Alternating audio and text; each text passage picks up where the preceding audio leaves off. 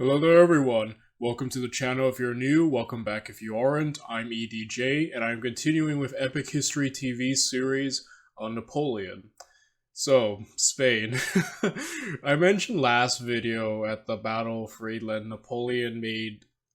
These are the three biggest mistakes that most people usually refer to when they talk about Napoleon's downfall. First, the continental system, which wasn't just effective at all, and trying to enforce it created more problems for Napoleon than benefits. Second, the probably the most infamous, the invasion of Russia, where he just lost basically all his military might in one campaign, so that was a disaster. And here is, I think, the most underrated of them, Spain. So yeah, Napoleon, the Peninsula War, basically, it didn't stop until like 1814, I think, or 1812, basically until like almost the end of like Napoleon's reign as emperor. And it basically boggled down a lot of, French like military resources, manpower. It really kind of started, I viewed this as like a crack in like Napoleon's armor in a sense. Like he kind of built up this reputation as this military force of nature, and here in Spain, you start to see that image of him, that almost like God of War-esque image of his, kind of crumble. Like, I think it really began at Spain, and I think what's most, telling is that the British started landing land troops during Spain, and, even started to fight the French and, land, which is something they weren't doing before. So this really was kind of, I feel like, the prelude to his, end for the most part. And so yeah, like Napoleon, it kind of began when he wanted to go to Portugal, I think, to enforce the continental system. But while Napoleon was doing all that, he kind of like didn't like the royal family. Like usually when I've researched this or seen videos regarding this, usually a lot of people just kind of say the same thing. Napoleon didn't respect the royal family. He saw them as incompetent. He thought Spain needed new leadership, and I guess he just didn't like trust or like the royal family. And so Napoleon kind of straight up usurped the throne and gave it to, I think, his brother.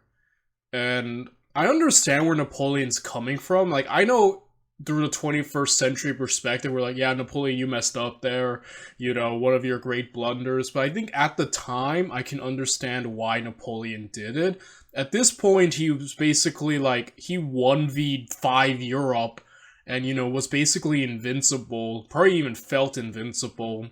And since Spain wasn't like the biggest power in Europe, he figured, alright, I can easily defeat them, and he already, as we've seen through this series, he's already in the habit of establishing his friends, his family into like, as kings, as dukes, and whatnot. So he figured Spain would just be another one. But yeah, like, the thing is that Spain was one of the, bigger European powers in a sense that Napoleon got to doing that through like smaller areas like the Kingdom of Naples, creating new, kingdoms from conquered territories to put his family over. This was like, he just took a already established, one of the bigger, at least landmass wise, of, European powers and just, usurped it. And I understand that, he was, in a sense, the master of Europe, but as we see, he overstepped his boundaries, and it just created a nightmare for him, like, that a lot of his troops basically suffered a lot through.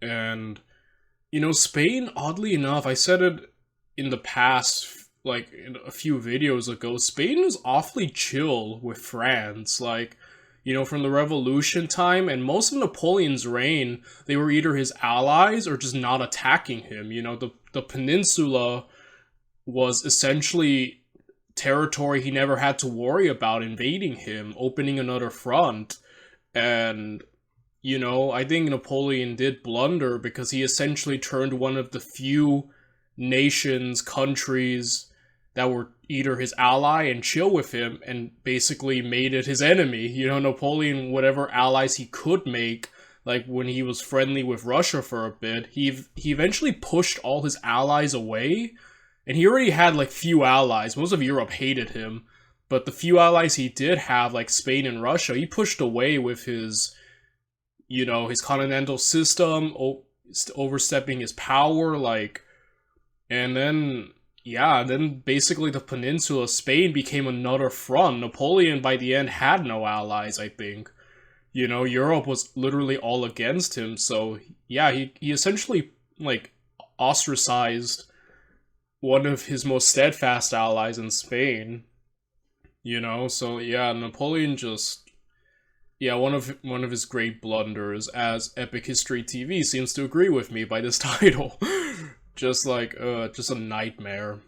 I do know the Spanish campaign, I think the Duke of Wellington, Arthur Wellesley, essentially kind of starts to rise to prominence, so that's pretty cool. And yeah, Napoleon just, he blundered big. So, without any further ado, we'll probably get more into the specifics of Napoleon's mistakes and whatnot through this video. If you want to watch this video without me talking or pausing or whatever, the link to this video will be down in the description down below. Without any further ado, let's just get right into it. Let's watch Napoleon's Great Blunder, Spain, 1808. An Epic History TV History March collaboration. Supported by our sponsor, Osprey Publishing. In the autumn of 1807, French Emperor Napoleon Bonaparte dominated Europe. He had humbled Austria and Prussia, and sealed an alliance with Russia.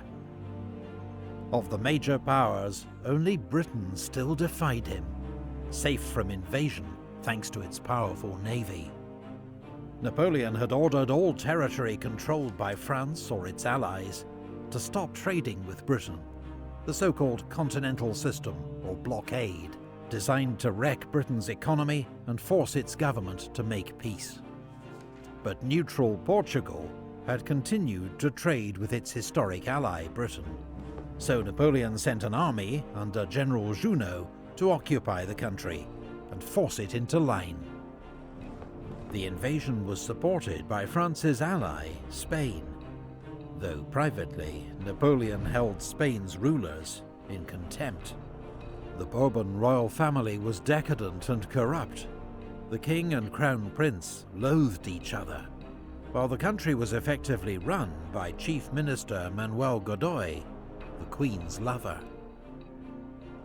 Spain, Napoleon concluded... Yeah, Spain's royal family just sounds like a complete mess. You know, sounds like it should be like a reality TV show. Oh no. ...was backwards, militarily weak and incompetently governed, and he devised a plan to seize control of the country.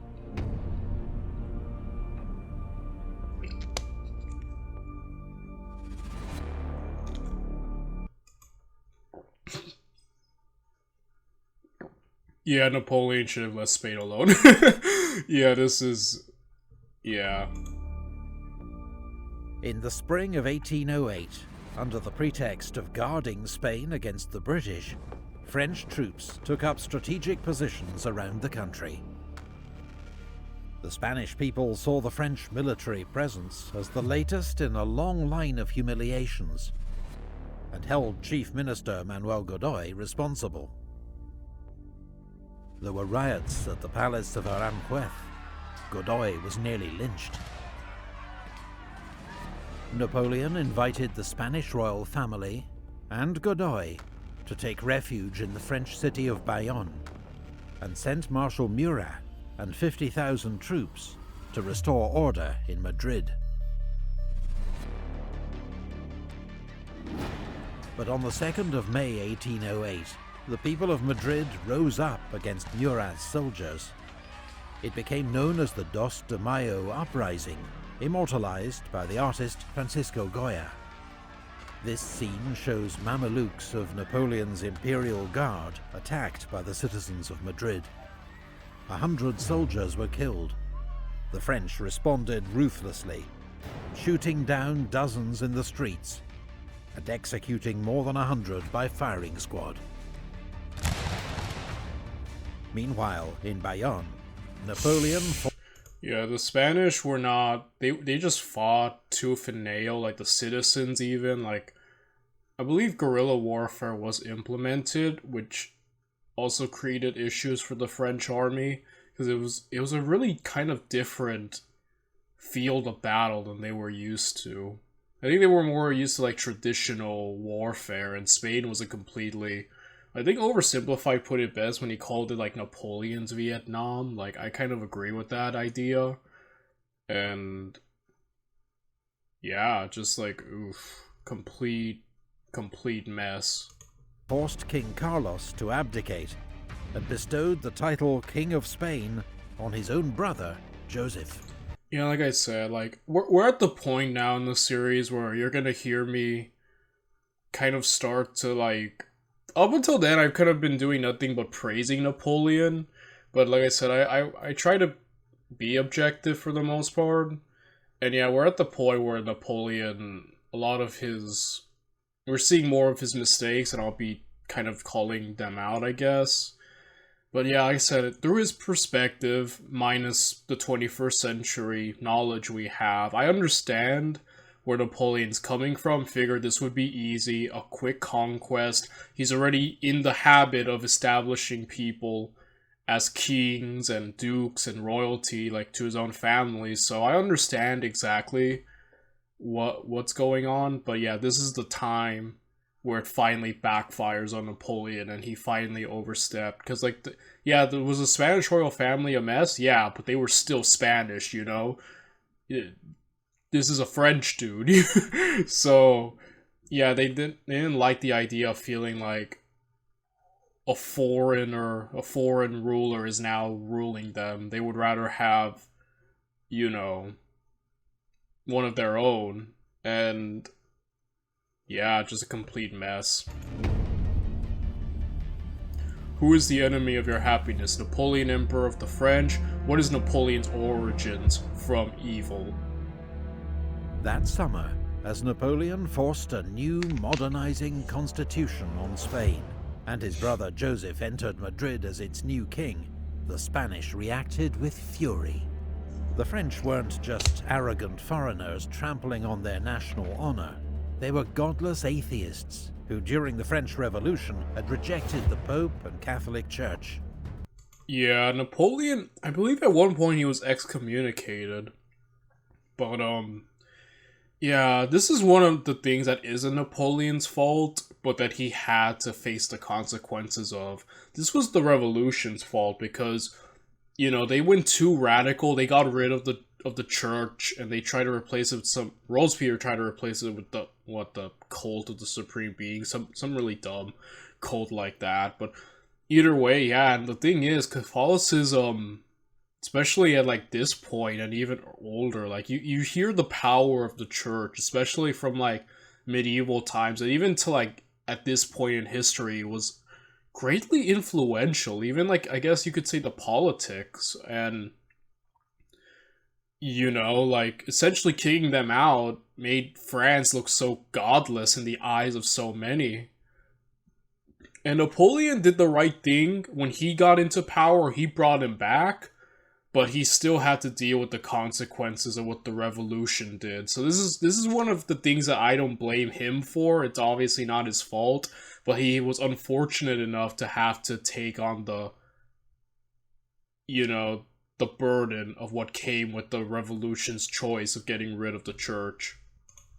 Napoleon, priests warned the peasants. Oh my was gosh. the very Antichrist himself. Revolts erupted across the country. The Spanish army was joined by militias and partisans who attacked French troops and killed collaborators. French soldiers carried out savage reprisals. No mercy was shown.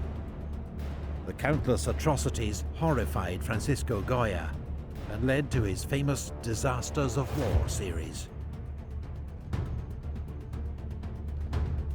At first, it seemed the French would easily put down the revolt. Girona, Valencia, and Zaragoza were besieged by French troops, while the Spanish army of Galicia was routed by Marshal Bessières at the Battle of Medina del Rio Seco.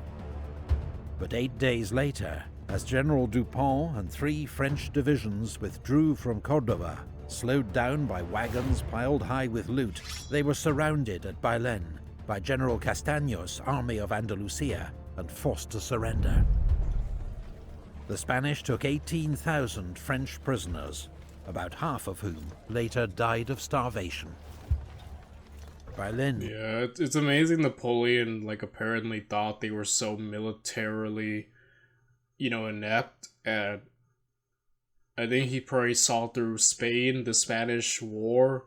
Yeah, maybe I was wrong about them. Like, maybe they have a fighting spirit that I didn't even fully understand, Was a humiliation for France. Her first major defeat since Napoleon became emperor. Yeah. France's enemies across Europe were delighted. Napoleon was incandescent with fury. The situation went from bad to worse. The Portuguese joined the revolt, while fierce Spanish resistance forced the French to abandon the sieges of Valencia, Girona, and Zaragoza. Spain's new king, Joseph Bonaparte, was even forced to flee the capital. The British assisted the revolt, which the Spanish now called a War of Independence, by shipping weapons to Spain using the Royal Navy. On the 1st of August... Yeah, the British were on this one. They were like, oh, heck yeah. Like, they obviously had, something going on with Portugal, and they brilliantly seized on this chaos to essentially use the peninsula almost as like I said, it became an extra front right to France that Napoleon, quite frankly, couldn't afford, but he opened through his interference in Spanish politics. So, yeah, this one really was all Napoleon's, like, on Napoleon. Yeah. August, a small British army commanded by Sir Arthur Wellesley landed in Portugal to aid their revolt. On the 17th of August, he beat a small French force at Roliça. Then, 4 days later, beat Junot's main army at the Battle of Vimeiro.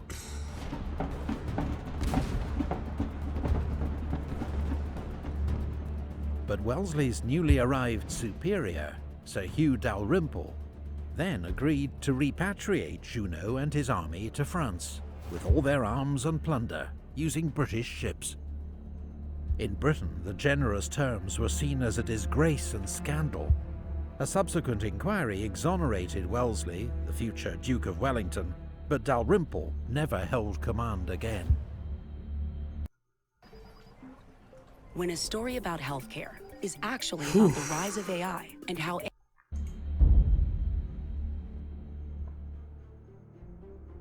Everywhere where I am absent, they commit nothing but follies. Napoleon decided the only way to sort out the situation in Spain was to go there himself. He assembled 130,000 reinforcements, including many of his best troops, and on the 7th of November, led a second invasion of Spain.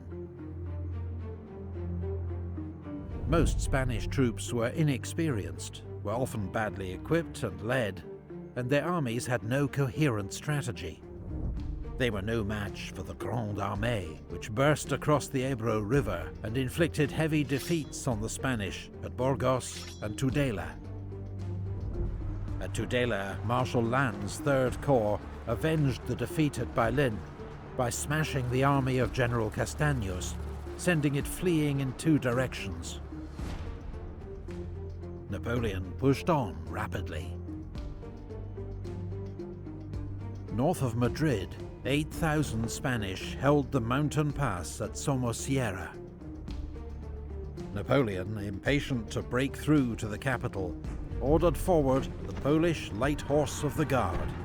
In an attack of almost suicidal bravery, they charged the Spanish guns head-on and enabled the French to take the pass.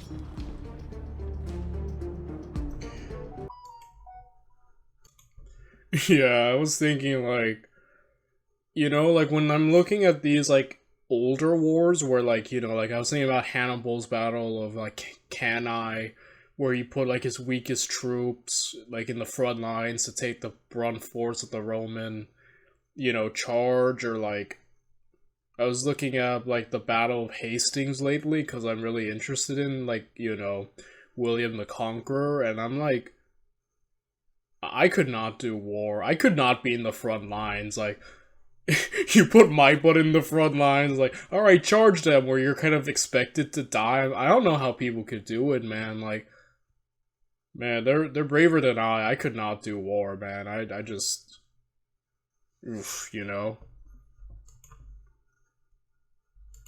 4 days later, after Napoleon threatened to obliterate the city, Madrid opened its gates to his army. Unaware of the disaster engulfing Spanish forces, a 20,000-strong British army, commanded by Sir John Moore, had just arrived in Salamanca after a 300-mile march from Lisbon, with another smaller force en route from Coruña. The British army was inexperienced, but in contrast to most Spanish forces, it was well trained, organized, and led. As news reached Moore of the Spanish collapse, he nevertheless planned to divert French forces by attacking Marshal Soult's isolated Second Corps and threatening Napoleon's communications to Burgos and France. At Saguin on the 21st of December, the British 15th Hussars advanced overnight through winter frost and made a dawn attack on a French cavalry brigade, routing it in one great charge. But as Moore prepared a full-scale attack on Soult's corps, he received news that Napoleon was advancing rapidly towards him with his main army from Madrid. I am pursuing the English sword to their kidneys. While two French corps under Marshal Lannes began a second bloody siege of Zaragoza, Napoleon saw a chance to get to grips with the British at last. Intending to trap Moore between his own forces and Soult's Second Corps, he force-marched his troops over the icy Guadarrama Pass in the midst of a blizzard. Moore, facing odds of more than 2 to 1, immediately ordered a retreat, planning to march 250 miles to the coast, where his army could be evacuated by the Royal Navy. For both sides, the race to the sea was an exhausting slog through mountains, mud, and bitter cold. Many fell by the wayside as British discipline collapsed, leading to looting and drunkenness, except among the rearguard, which fought several skillful delaying actions and kept the French at bay. Soldiers of Britain's elite 95th Rifles were prominent in these skirmishes. This specialized light infantry regiment wore green uniforms for better concealment and were one of the few units on any side armed with rifles. Unlike the standard smoothbore musket, rifles had spiral grooves in the barrel that spun the bullet as it was fired, making them slower to load, but much more accurate. In one legendary incident during Moore's retreat at Cacabelos, rifleman Tom Plunkett picked out and shot dead a French general at 400 yards, some say further. Dang, man. Thanks to the skill of the rearguard and the desperate pace of the retreat, the British kept one step ahead of the French. On New Year's Eve, Napoleon received grave news from Paris. Rumours of plots, and Austria mobilizing once more for war. The Emperor immediately left for France, taking many of his best troops with him, and entrusted Marshal Soult and Second Corps with finishing off the British. The pursuit continued, but on the 11th of January 1809, Moore's ragged army reached Coruña. For Sir John Moore's exhausted army, the Spanish port meant supplies, rest, and the prospect of rescue. But few ships were there to meet them on the 11th. Fortunately, the British had been able to blow up bridges behind them to delay Marshal Soult's advance. And 3 days later, on the 14th of January, the naval transports arrived, allowing Moore to begin embarking his cavalry and artillery. But the very next day, Soult's army appeared on the hills south of Coruña, taking up positions on the heights of Peñasquedo, where he sighted his main battery of cannon. Half of Moore's army deployed in a defensive line 2 miles south of the city, with 2 divisions held back to protect his right flank. Both armies were roughly 16,000 strong. The French had 4 regiments of dragoons, while the British cavalry was already aboard ship. But the broken terrain of walls, hedges, and olive trees made it a battlefield ill-suited to cavalry. That'll be $199. So no thank you. Stop. Yeah, with how important the importance of cavalry in Napoleon's tactics, that's not a good sign. Man, I don't know. I just assume that the British will escape, though Schultz. I guess we'll see what Schultz is made of. I haven't heard much of him in the series, so we'll see how he does. Soult's plan was to attack the British right flank and trap Moore's army against the sea. Around 2 p.m, the French artillery opened fire. Then Mermet's infantry division advanced, supported by Lahoussaye's dragoons on his left. Moore had been unsure if Soult would attack, and had just ordered Paget's division to begin embarkation. Now he hurriedly cancelled that order, ordering Paget instead to bring up his men to reinforce his open flank, and Fraser's division to take up position on the heights of Santa Margarita. The French advanced through hedges and over walls, with heavy firing from skirmishers on both sides. Then the British counterattacked. The 42nd Highlanders and 50th Foot charged into the village of Elvina and drove the French out.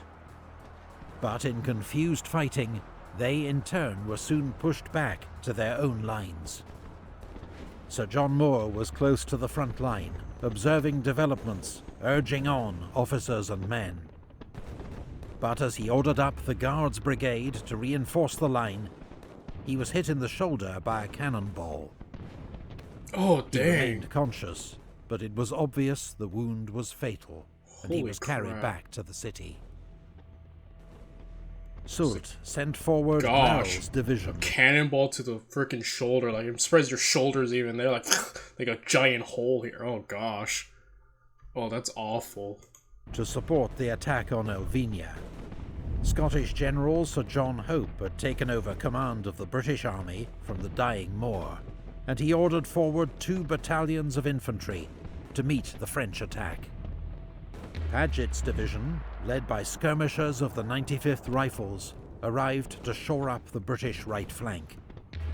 The terrain was so bad for horses that French dragoons chose to dismount and fight on foot, but were slowly pushed back by the British. Paget's advance threatened the flank of Mermet's attack on Elvina, and he too was forced to withdraw, while an attack on the right by Delaborde's infantry secured a foothold in the village of Piedra Longa, but got bogged down in heavy skirmishing. Around 6 p.m, dusk fell, and firing died out across the battlefield. News that the British line had held reached Moore shortly before he died in Coruña, around 8 p.m. He held on for a while there, dang. That night, the British lit campfires and posted sentries, then silently withdrew to Coruña to begin embarkation. The next morning, the French found the enemy positions abandoned, but they were slow to take advantage.